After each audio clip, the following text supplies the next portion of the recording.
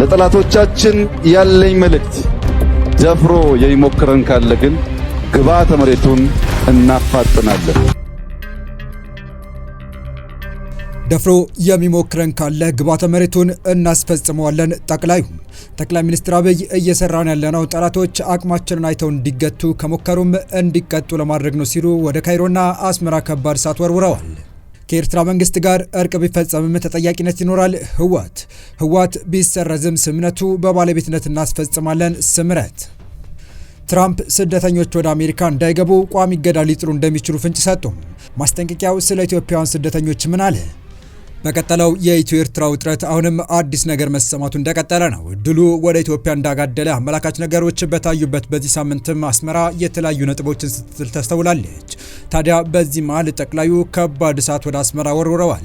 ጠላቶቻችን አቅማችንን አይተው እንዲገቱ ከሞከሩም እንዲቀጡ ለማድረግ እየሰራ ነው የሚለው የጠቅላዩ መልእክት አስመራና ካይሮ ምቾት ነስቷል። በአሁኑ የመረጃ ሰዓታችን የምንመለከተው ይሆናል። እንዲሁም ከሻቢያ ጋር እየሰራ የሚገኘው ህወሓት ለሻቢያ ያስተላለፈው መልእክትና ትራምፕ ስደተኞች ወደ አሜሪካ እንዳይገቡ እግድ ሊጥሩ እንደሚችሉ ፍንጭ የሰጡበትን አክለን ይዘን ቀርበናል። ሰላም ውድ ዴይሊ ቤተሰቦች እንደምን አላችሁ? ቻናሉን ሰብስክራይብ፣ ላይክ፣ ሼር ያደረጋችሁ እስከ መረጃዎቻችን ፍጻሜ አብራችሁን ቆዩ።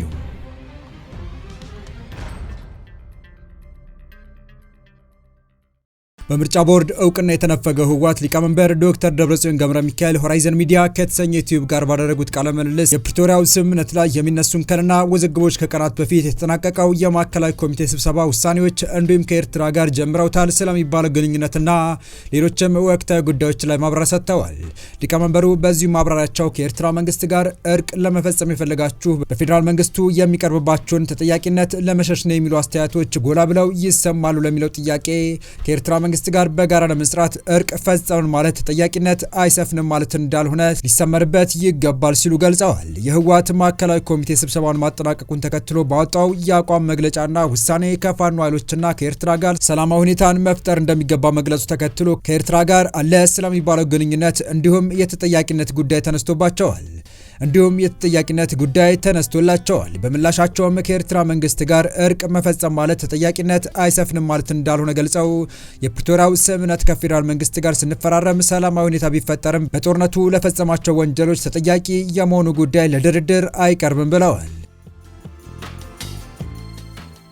ሰላምን መፍጠር ማለት ከተጠያቂነት የሚያድን ስምምነት አይደለም ያሉት ዶክተር ደብረጽዮን እኛ የገለጽነው ፍላጎታችን ነው፣ አመራር የሌለበት ሰላም ሊሆን አይችልም ሲሉም ተናግረዋል። ፕሪቶሪያው ስምምነት ከተጠያቂነት ነጻ የሚያደርግ ስምምነት አይደለም። ሰላም ማለት ያለፈው አልፏል፣ በሚቀጥለው ወደ ቀጥታ ግጭት አንግባ፣ መሳሪያ አንማዘዝ ማለት ነው ሲሉ የገለጹት ዶክተር ደብረጽዮን ስለዚህ አሁን ከኤርትራ ጋር መስራት ጀምረዋል ስለተባለ መሪዎች ከተጠያቂነት ነጻ ሆኗል ማለት አይደለም። እንደዛም ሊሆን አይችልም። የህወሓት ብቻ ሳይሆን የፌዴራል መንግስቱም ኃላፊዎች ነጻ ሊሆኑ አይችሉም፣ እንደ ኃላፊነታቸው የሚያስጠይቃቸውን ይጠይቃሉ ማለት ነው የሚል ማብራሪያ ሰምተዋል።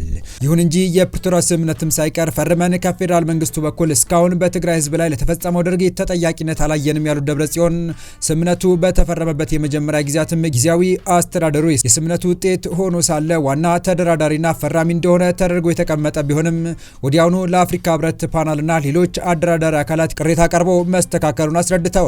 ህወሓት አሁንም የስምምነቱ ባለቤት እንደሆነ የሚገልጹት ደብረጽዮን በአሁኑ ወቅት የስምምነቱ ባለቤት እንደሆኑ የሚገልጹት አካላትም ህወሓት የሰጣቸው ስልጣን ይዘው ነው ስምምነቱን የፈረሙት ሲሉ በጠቅላይ ሚኒስትር አብይ አህመድም ሆነ አቶ ጌታቸው ረዳ በሚመሩት ስምረት ፓርቲ በኩል የቀረበውን የባለቤትነት የተመለከተውን አገላለጽ ውድቅ አድርገዋል። ከዚህ ባሻገር የይገባኛል ጥያቄ የሚነሳበት ከጦርነቱ በፊት የትግራይ ክልል የነበረውና በአሁኑ ወቅት በአማራ ክልል ስር የሚገኘው ምዕራብ ትግራይ ተብሎ የሚጠራው አካባቢ ጉዳይ በማወሳሰብ የዘር ማጥፋት ወንጀል እንዲደበቅ ማድረግ እንዲሁም ስምምነቱን ከፈረመው ህወሓትና ጊዜያዊ አስተዳደሩ እውቅና ውጪ ተፈናቃዮች ደህንነታቸው ባልተጠበቀ መልኩ የመመለስ እንቅስቃሴ እያደረጉ ነው በሚል በህወሓት በኩል ክስ የቀረበበት ስምረት ፓርቲ በክሱ ዙሪያ ምን ይላል በማለት የተጠየቁት አቶ ጣመ አቶ ጌታቸው ረዳ በጉዳዩ ላይ ከፌዴራል መንግስት ጋር እየተነጋገሩ እንደሆነ በመጥቀስ ምላሽ ሰጥተዋል።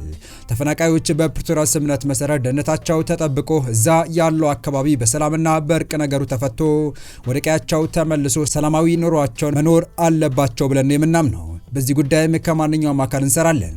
የተፈናቃዮች በሰላማዊ መንገድ መመለስ ከፌዴራል መንግስትም ከሌሎች ተቋማትም ጋር እንሰራለን ያሉት አቶ ጣመ አቶ ጌታቸው በዋናነት ሊመሰገን የሚገባው ስራ እየሰራ ነው ካሉ በኋላ ከህወሓት በኩል ስለተሰነዘረባቸው ትችት ሲቀጥሉ እነሱ ወይም ህወሓት ለምንድነው ይሄ የማይፈልጉት ካለን ተፈናቃዮች ከተመለሱ ፖለቲካ የሚሰሩበት አጀንዳ ስለሌላቸው ተፈናቃዮችን እንደ ማሳጅ አድርገው በእነሱ እንዲነግዱ ስለሚፈልጉ ነው የሚል ምላሽ ሰጥተዋል።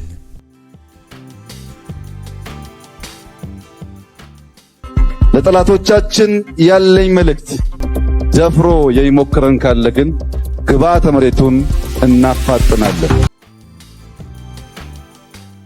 በቀጣይ መረጃ ጠቅላይ ሚኒስትር አብይ ከባድ እሳት ወደ አስመራና ካይሮ ወረወሩ። እየሰራን ያለነው ጠላቶች አቅማችንን አይተው ወደ ጥፋት ከመግባት እንዲገቱ ከሞከሩ ደግሞ በሚገባ እንዲቀጡ ለማድረግ ነው ያሉት ጠቅላይ ሚኒስትር አብይ ደፍሮ የሚሞክር ካለ ግብዓተ መሬቱን እናስፈጽመዋለን ሲሉ ጠንከር ያለ ማሳሰቢያ ወደ ካይሮ አስመራ አስተላልፈዋል። በአየር ኃይላችን እጅግ አስደማሚ የሰው ልጆች የማድረግ አቅም የታየበት ብቃትና ሌሎችም ቴክኖሎጂዎች ዛሬ መገንባት የሚያስፈልገን ነገን መዋጀት፣ ኢትዮጵያን ማጽናት፣ ኢትዮጵያን ማስቀጠል፣ ኢትዮጵያን ለቀጣዩ ትውልድ ማሻገር የኛ ታሪካዊ ኃላፊነትና አድራ ስለሆነ ነው። እኛ የዛሬ ኢትዮጵያ ልጆች የጀመርነው ለውጥ ለማደናቀፍ የሚደረጉ ትናንሽ ሙከራዎች ሳንመለከት ምላሽ ሳንሰጥ ሳንገታ ሳንቆም ወደፊት መገስገስ አማራጭ የሌለው ግዴታችን መሆኑን ላስገነዝባችሁ ወዳለሁ።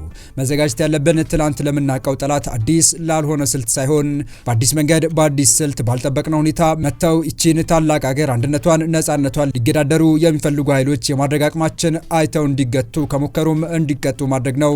ለጠላቶቻችን ያለኝ መልእክት ኢትዮጵያን አትንኩ፣ ኢትዮጵያን አትሞክሩ። ጥቁር አንበሳ ማሸነፍ እንጂ መሸነፍ አያውቅም። ጥቁር አንበሳ አይጀምርም፣ ከጀመረ ከመጨረስ አይገታም፣ አይቆምም። ሰላምን ማጽናት እንፈልጋለን። ደፍሮ የሚሞክረን ካለ ግን ግብዓተ መሬቱን እናፋጥናለን ብለዋል።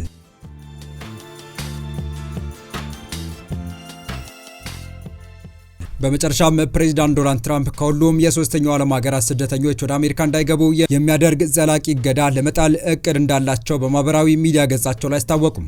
ትራምፕ ይህንን እቅዳቸው ያስታወቁት በአሜሪካውያን ዘንድ የሚከበረውን የምስጋና ቀን በዓል ምክንያት በማድረግ ባሰፈሩት መልእክት ላይ ነው።